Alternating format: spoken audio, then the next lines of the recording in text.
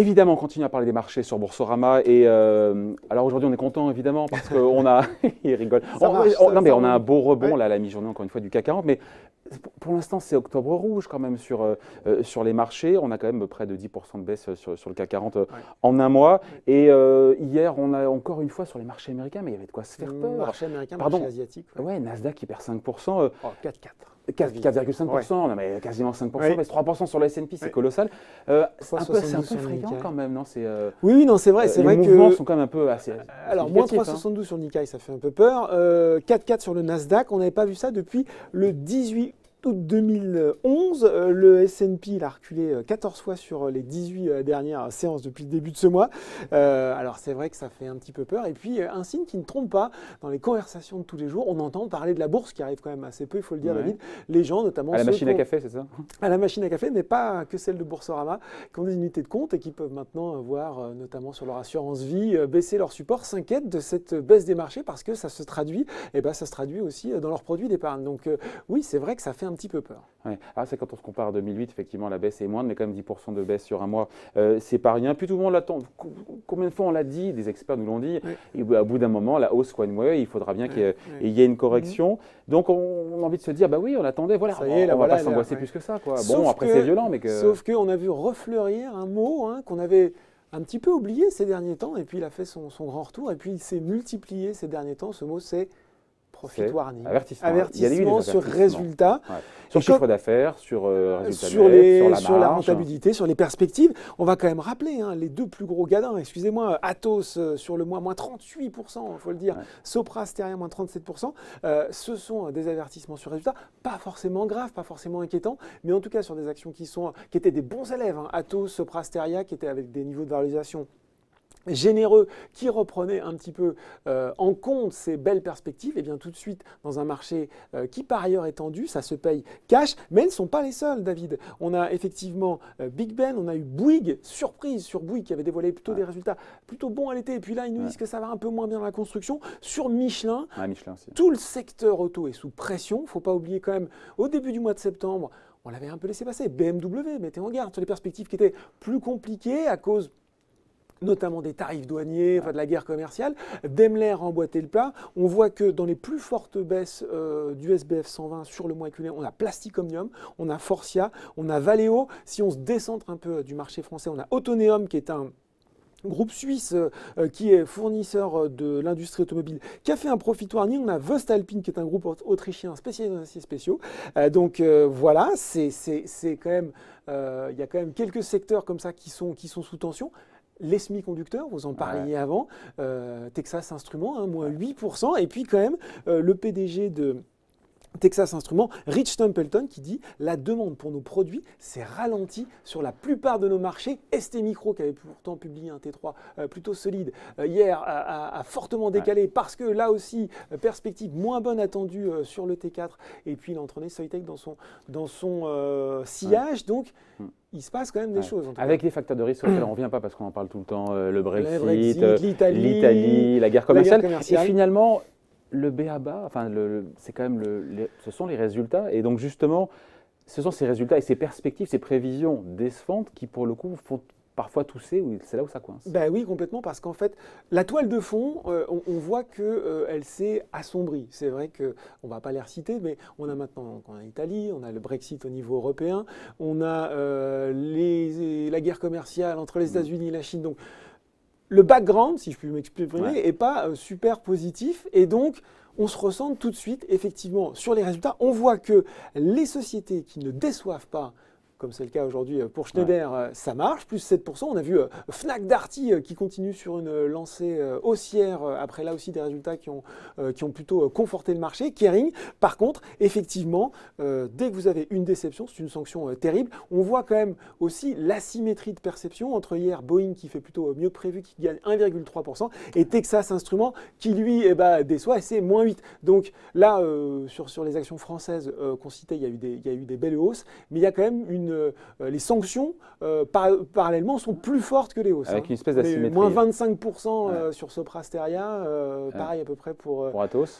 Ça fait et même le jour d'après, ça continue encore une fois à baisser. On a reçu beaucoup d'experts avec qui on a causé, qui nous ont dit que la correction finalement, elle est limitée et que voilà, et qu'il y a eu un peu de cette espèce de rotation sectorielle où on a des titres qui montent, il y en a d'autres qui baissent. Ouais. C'est vraiment le cas? On regarde le SBF 120, combien de titres sont en hausse sur le mois dernier? Aucune idée. 16. Ouais. 16, hein, ils sont 16 à être en hausse. Alors il y a les opérateurs. Alors, on voit par contre dans les secteurs que oui, il y a peut-être une rotation sectorielle qui s'est faite. SES, Eutelsat, les opérateurs satellitaires, ils ont été très chahutés. Après avoir été des valeurs stars, ils ont été chahutés parce qu'eux aussi avaient des problèmes de marge, de perspective. Et puis là, il y a quand même un retour sur ces valeurs. Il y a la distribution qui s'en est bien sortie, Casino. On retrouve aussi des valeurs comme Neopost, Casino, BIC. Sur le CAC 40, c'est 4 valeurs en hausse sur le mois écoulé. Donc il y a peut-être une rotation sectorielle, mais quand même le mouvement de baisse a entraîné tout le monde dans son sillage. Exactement, et personne n'arrive à surnager, ou très peu. Très peu. Mais pour le moment quand même, quand on regarde les data macro, les données macroéconomiques, ça reste encore bon. On attend encore, ok, la croissance mondiale a été un peu réduite, mais ça reste quand même proche, par de 4%. Là aussi, on est vraiment la différence entre... ce dont vous discutiez avec votre invité précédemment, entre les hard data, les entreprises qui voient encore effectivement qu'a priori même si le FMI a baissé ses prévisions de croissance sur les années à venir, on est effectivement toujours en croissance. Je crois que c'est 3,7 pour 2018-2019 attendu, donc il n'y a pas d'inquiétude. Mais là aussi, le news flow, donc les nouvelles qui tombent, sont plutôt moins bonnes. On n'est pas sur de la récession, on n'est pas sur de la crise, mais on est sur du moins bon dans le marché très valorisé.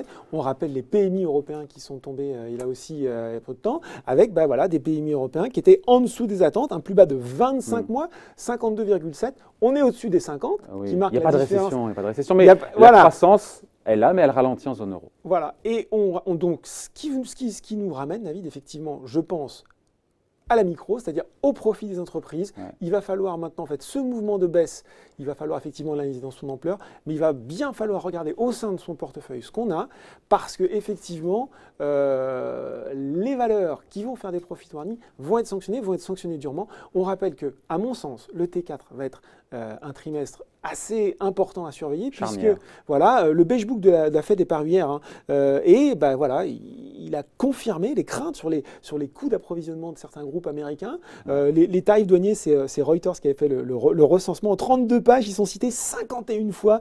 Donc c'est quand même une thématique qui est vraiment au cœur du sujet. Imaginez au T4, si les entreprises américaines commencent à dire que, en vertu de certaines nombre de choses, notamment sur le secteur des semi-conducteurs très tournés vers l'étranger, les perspectives sont moins bonnes. De nouveaux profit warning, peut-être des nouveaux marchés européens, des nouveaux marchés américains qui baissent, dans la foulée des marchés européens qui baissent. Donc on n'est pas encore dans le mouvement de panique, mais on n'est quand même pas sur des nouvelles à terme qui sont forcément très positives. Ce qui pourrait faire bouger le marché aujourd'hui, c'est effectivement la BCE, elle se tient aujourd'hui. Ce qu'on peut dire, c'est que de notre côté, de notre côté de l'Atlantique, on remonte. On n'est pas sur le même timing monétaire qu'aux États-Unis. Mais on va scruter ce que va dire Mario Draghi sur les grands risques. Parce que ça pourrait accentuer ou rassurer. Jusqu'à présent, il parlait de risques équilibrés, je crois, sur la croissance, qui est une façon de dire, bon, il y a des risques, mais ça va, si on traduit le Mario Draghi dans le texte. Le curseur pourrait bouger. Alors voilà, on ne l'attend pas forcément sur plus d'explications. Il y aura peut-être la façon des réinvestissements des tombées obligataires. Enfin, il y a un certain nombre de choses sur lesquelles on l'attend. Mais c'est vrai qu'au-delà de ça, il va y avoir sa vision du climat politique déjà sur le côté européen, avec l'Italie, notamment quand même la Commission européenne qui retoque le budget italien, c'est quand même quelque chose d'assez marquant. Et puis, au-delà de ça, quelle est sa vision des risques qui courent sur l'économie européenne à court terme? On finit là-dessus parce qu'effectivement, tout ça, la question c'est, on a ce rebond aujourd'hui, peut-être que demain on se parlera et demain on aura encore moins 3. La volatilité de retour, ça c'est une évidence. Et on voit tous les indices VIX de volatilité implicite. Des pricés, tous les calculés par les opérateurs. Sur le VIX sont un très grand succès. La volatilité implicite future vue par les opérateurs, c'est en hausse partout. Ça, c'est une certitude. Après, est-ce que le rebond va faire pchit ou pas? On n'est pas dans un mar de café, mais on ne sait pas si on a atteint un point bas. Ce qu'on peut dire, c'est que les bonnes nouvelles, on les connaît déjà. C'est-à-dire qu'on reste sur une croissance, machin et tout. On les a dit. Par contre, les mauvaises, elles sont là. Alors, on peut espérer peut-être des bonnes nouvelles à court terme si ça s'arrange sur le dossier italien, si le Brexit, finalement, on arrive à trouver un accord. Il y a tout un tas de choses qui peuvent aller un peu mieux. Par contre, je le dis, surveillez vraiment ce que vous avez en portefeuille. Regardez bien les résultats de sociétés. Si vous avez des sociétés sur des secteurs qui sont exposés, faites gaffe parce que s'il y a des perspectives qui sont moins bonnes, il y aura des avertissements sur résultats et ça fera mal. Ouais. Et pour ceux qui ont des bons résultats, comme Schneider Electric aujourd'hui, on a reçu d'ailleurs son directeur général, plus 7, c'est agréable quand même. Ça prouve qu'on peut... Et c'est intéressant ce qu'il disait que finalement la guerre commerciale, parce qu'ils produisent localement, finalement, ils sont relativement peu impactés. Après, voilà, si vous êtes Schneider, c'est possible. Si vous êtes un fabricant de semi-conducteurs, l'équation est beaucoup plus compliquée. Merci pour ces explications. C'est signé Laurent Grassin, journaliste Boursorama. Merci, Laurent.